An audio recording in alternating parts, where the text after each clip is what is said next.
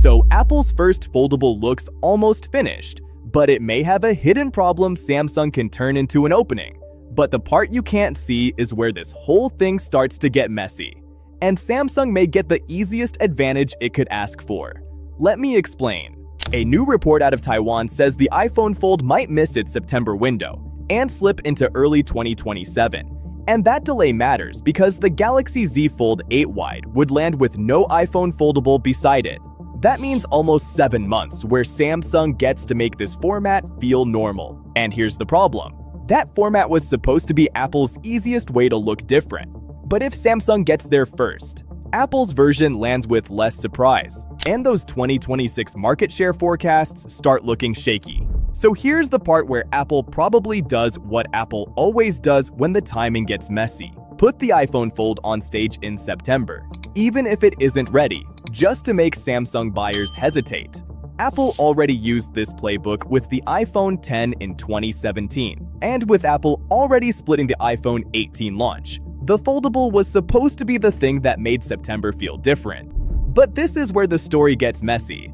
To be clear, this delay is not confirmed.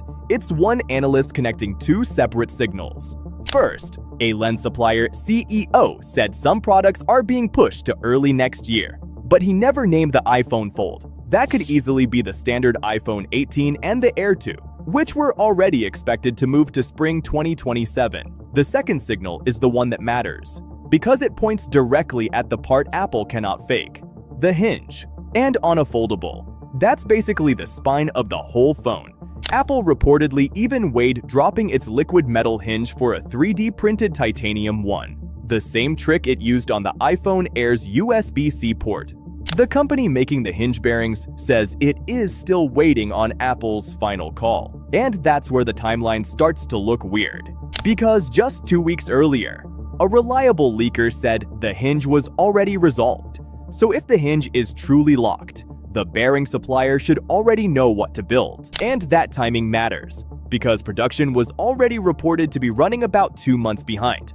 Personally, I still don't think Apple lets this slip all the way to 2027. And it makes sense, because we just got our best look yet at this thing.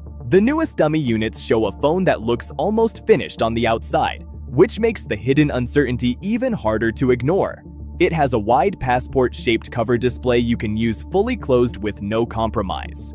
And it opens into a 7.8-inch screen. That's nearly an iPad mini sitting in your hand.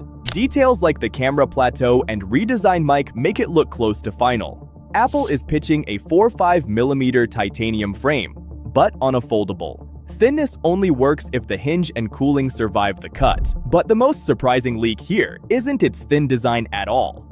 The latest report says the iPhone Ultra is getting a full vapor cooling chamber. And that is genuinely remarkable. Because Apple's own iPhone Air, which is actually thicker, does not even have one. Samsung chose thinness on the Z Fold 7 and lost the vapor chamber. Apple seems to be chasing thinness without making that same trade-off.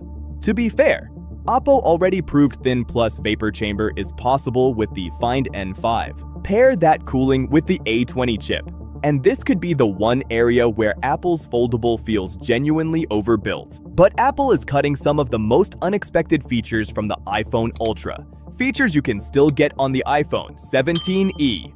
Click here to watch that in full, and I will see you there.